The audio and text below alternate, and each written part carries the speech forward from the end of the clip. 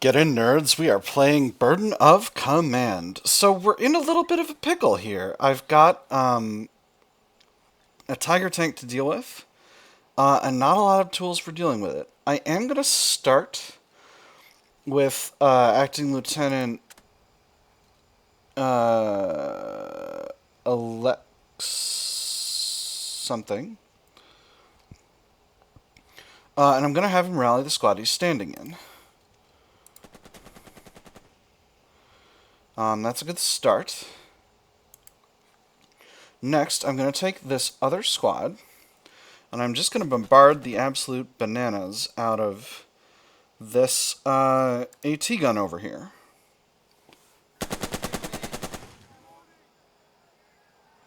Nice. Alright. They're undaunted, but they were not able to shoot back. I've deprived them of one order, so we're going to shoot again. They were surprised again, but that's okay.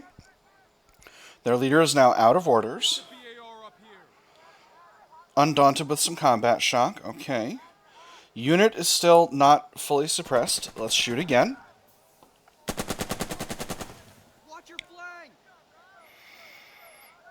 Still undaunted, shockingly. But I think I'm getting them down in morale now. We'll take our fourth shot here. Suppressive fire! Yeah, it is. Alright. They still undaunted? Unclear. Alright. So now the tough thing is going to be dealing with this tiger tank. I've deprived the enemy of their ability to move by costing this officer all of his orders. So I think now, unfortunately, the goal is just going to be to... So I have a free hand. I can do as I like with my squads. So, if I have... Actually, Lieutenant York...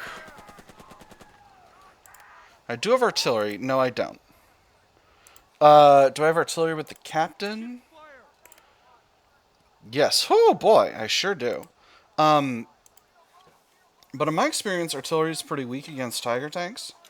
Can I see this boy with the captain? No. No, I cannot. And getting up there is going to be a little bit of a difficult thing. Because here's the deal. Here's what I am going to try to do, unfortunately. This just is what it is. I'm just going to draw as much fire from this boy as I can. And hope that gets me out of the action. Okay, so this unit can't move anywhere where it could draw fire. This unit could. Because here's the thing. Oh boy, chances are not great. On the other hand, I don't need to do this with the captain's orders.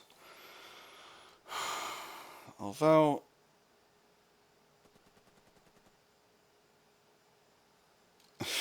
this is kind of plan A here, because I don't have a whole lot of plans. The other one is just throw Lieutenant Rao's squads into this thing, which, again, awful generalship. Let's pass the initiative back to the enemy, see if they've got any orders, first of all. I think if they are, they'll take shots at Dearborn with this Tiger tank. Okay, they do have an officer in this unit. Not ideal. Wish I hadn't gotten my other tank destroyer destroyed, but them's the breaks. So, where can this boy shoot at? Alright, so unfortunately, our plan is just kind of to expose ourselves to fire up here from this tiger tank until it wastes all its shots. And I hate to say it, but it's what's got to be done. Okay, here comes the shot. Cool. Not bad. Not bad. One casualty. Could have been worse. You want to take a second? Appears they do not. Feeling pretty alright about that. Now we're a little bit suppressed. Morale's not great. 50% chance to go forward. Let's try it. Let's see if we can absorb a little more. No good. All right. Another try. Okay.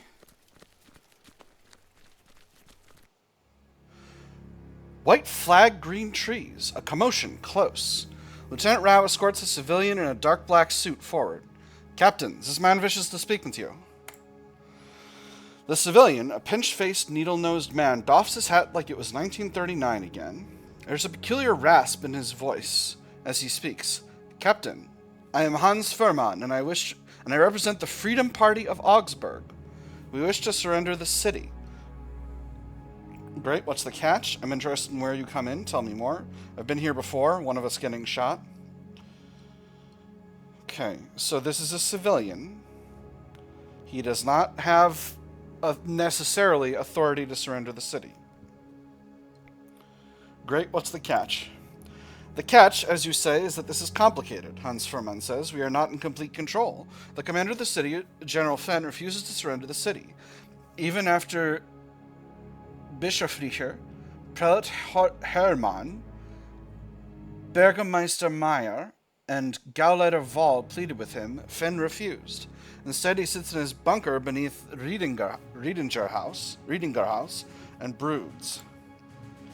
Furman stares up at the gray-cast sky a moment as if in prayer.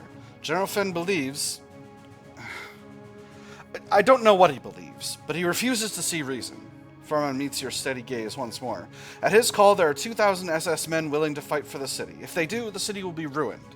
Women and children will die. You must go to Fenn. Give him a firm reason to give in. We have men with guns waiting to help. We will open the way, but he will not listen to... We know he will not listen to us. What was that about 2,000 SS men? Tell me about your mayor. Who is this Gauleiter Wahl? Are you a soldier? Gather my officers. Tell me about your mayor. Our Burgermeister is Josef Meyer, a Nazi from the beginning. And you marched with the Freikorps. Ugh. Great. He was also nearly arrested by the Gestapo. After that, we contacted him, Hans Furman explains. He agreed to the work with the Freedom Party and the King John group. His loyalty to the party is not so great that he would see the city and its people burn for it. Was that about 2,000 SS men? There are members of the 14th Ersatz Battalion, 14th Replacement Battalion. Oh boy. Ausbildungskompanie, SS Panzergrenadiere. Hans Furman explains, his English faltering for a moment. A training cadre for the SS. Yep, that makes sense. 1,000 is a lot for a battalion. You trust Meyer. Is Gauleiter Wahl a Nazi too? Gonna ask that. Gauleiter Wahl is a Nazi and a member of the SS, an Obergruppenführer at that, but he knows the war is lost, Hans Furman explains. Indeed, he spoke with Hitler personally only last February and was shocked that the Fuhrer didn't understand that defeat was inevitable. Wahl does not want to see Germany destroyed in some Wagnerian fit. It's said that Wahl served as a medic in the Great War and took a serious wound. He joined the SA early and has been a loyal party man, but he's also the 13th son of a boilerman at heart. I know he tried his best to convince Fenn to surrender. So the SA were another street fighting group loyal to the NASDAP, but they were largely purged during the Night of Long Knives. Okay. 2,000 is a lot for a battalion. The formation includes all nearby, Hans Furman says. New recruits, convalescents, older personnel, and administration staff. But don't let that lull you. Every SS man is a dangerous one. The sky begins to lighten in the east. How would you suggest we deal with them? The SS are flesh and blood. Bullets are good, artillery is better, Hans Furman says, and a dark thought creases his brow. But there are many women and children in the city. Better that your panzers run over the SS and make a gristle of their fat and bones, just to be certain. Well, he's been living with those guys for a lot of years now. I can't say as I can really say he's wrong. You trust Mayer? We can trust that he doesn't want to be hanged tomorrow, Hans Furman says. He's worked a long time with the Nazis. He knows he must make up for that. No one exhorts sobriety as loudly as a reformed drunkard. Your officers gather in close, listening. Who heads your group? Georg Achatz and Dr. Rudolf Lang founded the Freedom Party. Dr. Rudolf Lang founded the Freedom Party last December, Hans Furman says, when it became clear that the war was lost. We built up our ranks steadily. Though our numbers are small, we know there are many other groups out there doing the same. All want the same thing, to have a city left standing. Who are the members of this Freedom Party? We're teachers, clerics, merchants, and doctors, thinking people who think ahead, Hans Furman says. We know the war is lost, that it should not have been fought, but we cannot change the past, only the future that is coming. Tell me about the prelate.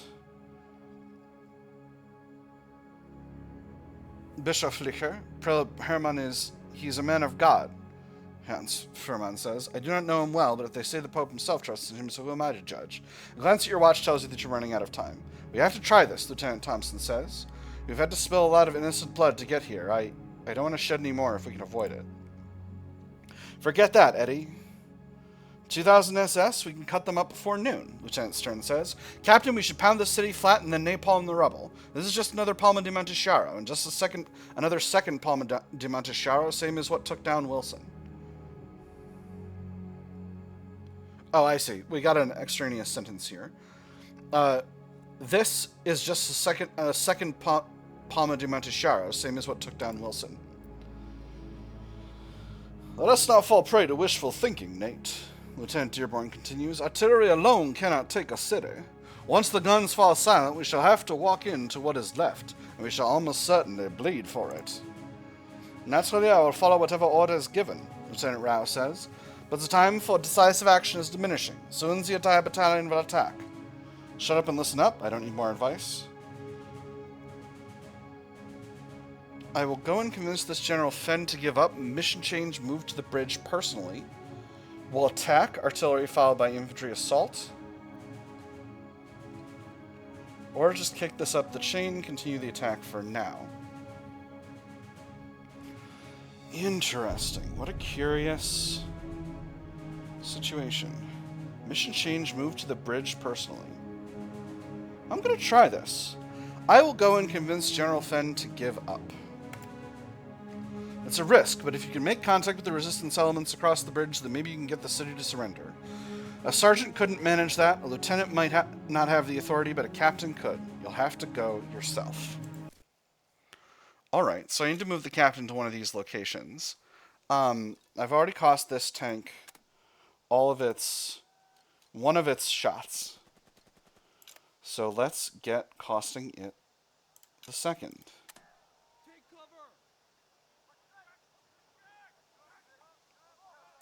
This is a hit spot, right? Yeah. I'd really like to draw it over here, actually. I've got the movement.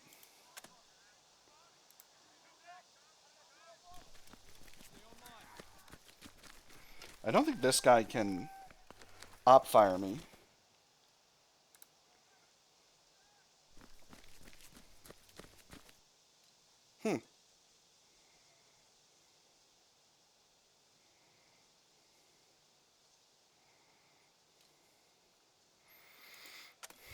Well, it's nutty, but I could just shoot at the tank. That would certainly cost it its stuff. Its points. On the other hand, I could get myself into cover. Let's do that. This is the best place to take a panzer shot from. Interesting. Okay, so this is supporting my hypothesis that any one unit only gets to check for op fire one time from any given enemy. So that's curious. So how do I want to do this? This is their captain.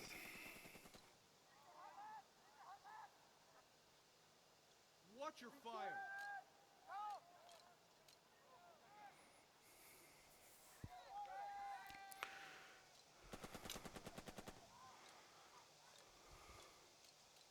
This presents an interesting opportunity for an alternate victory condition.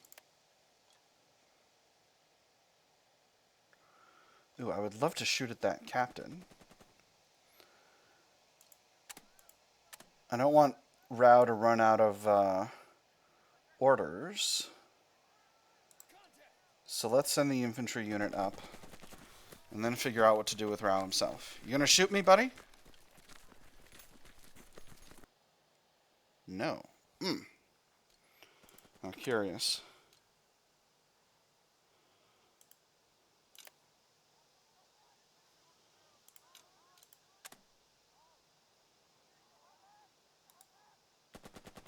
Let's move Lieutenant Rao over here to... Oh, wait, I can't rally these squads with Rao. He's not the right officer for this group. Alright. So if I move myself up, I do have quite a bit of movement. I can get myself way up there.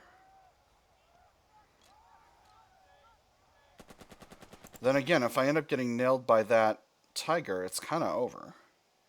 I'm going to save Lieutenant Rao's last command point for now and pass it on. Now that I can see this enemy captain, I see an opportunity to kind of pummel him. So let's move into Lieutenant Dearborn. I should have crept. Ow, beans. That's okay. That was part of our goal. That was what I wanted. Oh man, I'm so good at video games. Wow. What happened to all my freaking... Am I just pretending to have high morale? I'm just pretending to have high morale. That's what's happening. Alright. So... let's maybe do a rally and a press.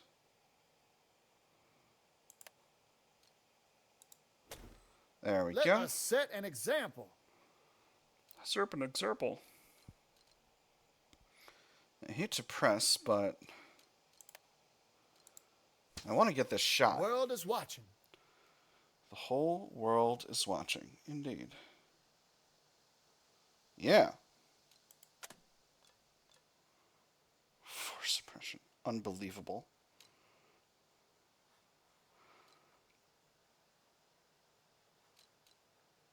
If I do a bolster, is it really that bad? I think it's really that bad. Well, these things are what they are. Hold on. What is it shooting at this fella? It's 9, so it's pretty good. I'll take shots at them instead.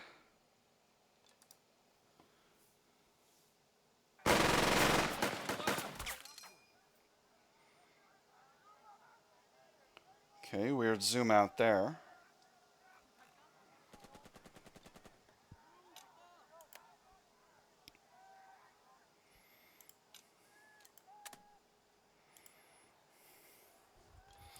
If I could move this unit down here, I could be in a position to do some assaults next turn. I think I'm going to do that. That's all for Dearborn. Let's keep going. Take cover.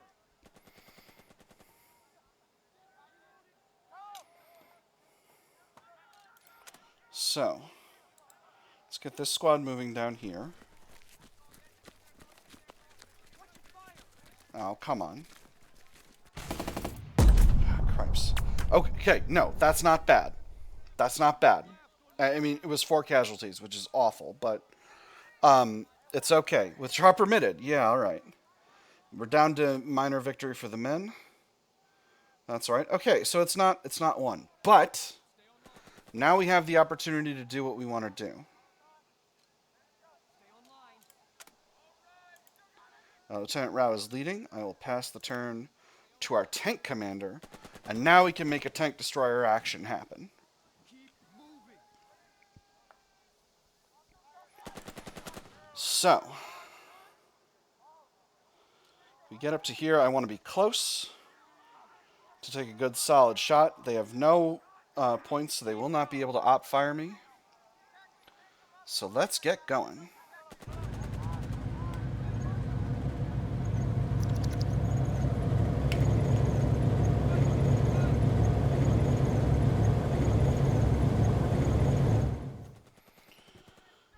Alright, how's it look? Terrible chance to win initiative, but I can bolster. which I will do.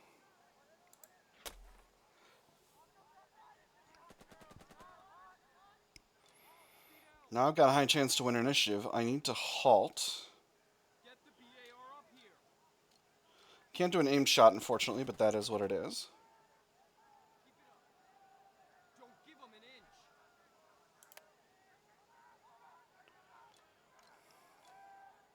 What happened to my initiative chance? Gosh dang it. I need to bolster again?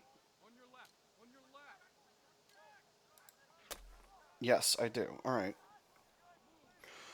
Well, that was awful. Alright, let's take the shot. Tank destroyer rounds away. Ah. Bastard. Fuck Stick Murphy. Oh, that sucks so much. Alright. Well, there goes our tanks for this turn and my whole plan. Alright, I guess let's get the captain up here. Let me see. What's the best way to go here? I think it's this way. On the other hand, I don't want to get shot up by this thing. So, we'll go around this way. Too many. More men are carried back to the aid station. More are bleeding in the ditches. There's blood and fire from before the gates of Augsburg. Enough for a lifetime. The Krauts are fucking killing us, Grant says. There's a twitch to his cheek as you'd never noticed before. Why don't we just wait? No. Continue the attack. Trust -15. We'll reorganize. Prestige -2. No. Continue the attack. Jesus, Grant says and turns away. I gotta get going, my man. I got a plan that might fix this. This might be a terrible idea, lads. Keep moving.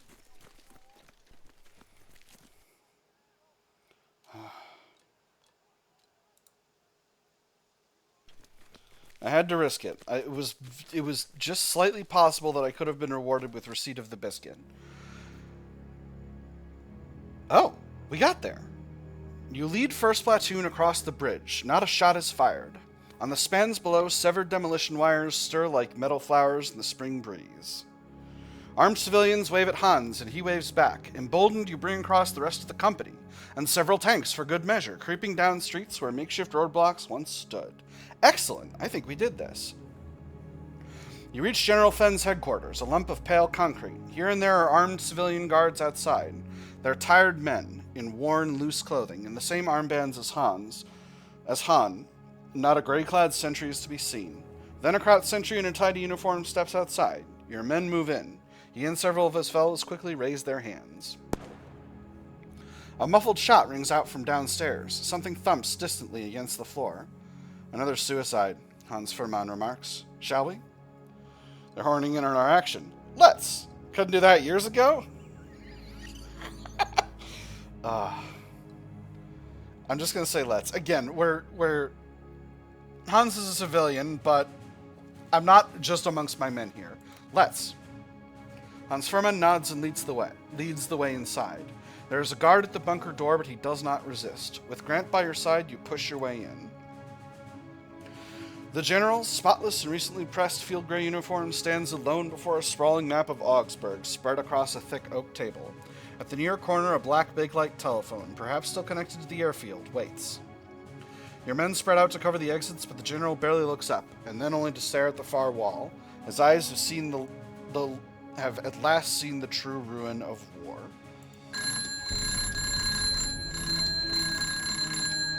The phone rings and stirs him out of his trance. His hand moves toward the receiver.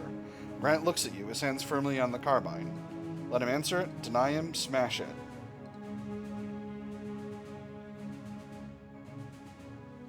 I'm gonna let him answer it.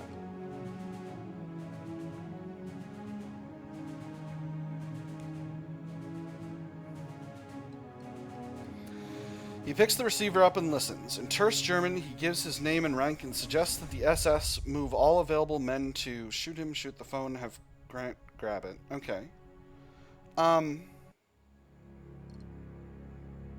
Shoot the phone.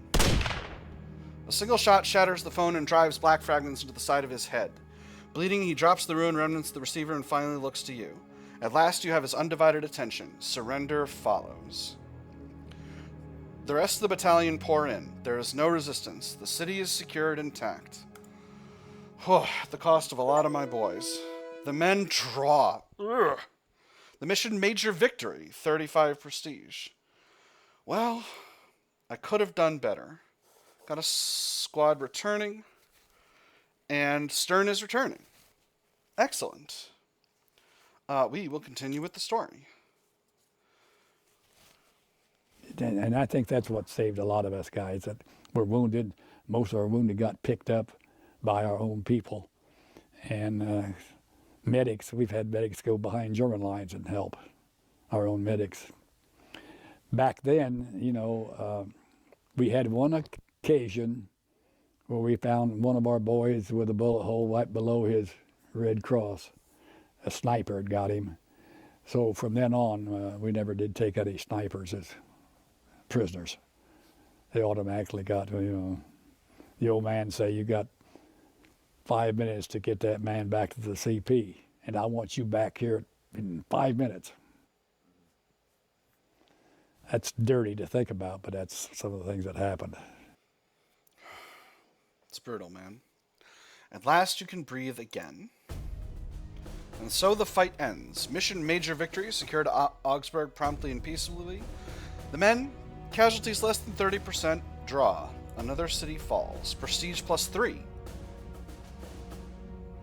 Word comes down from HQ about your taking the initiative and successfully taking the town. Well done. Your men consolidate as other forces arrive. Tonight there will be warm rooms and hot chow. Tomorrow the advance continues. Germany is clearly finished. That was brutal. I'm not looking forward to this Age Your Men screen. Alright. That is the end of the episode. I have had fun. I hope you all have had fun, and I will see you on the other side.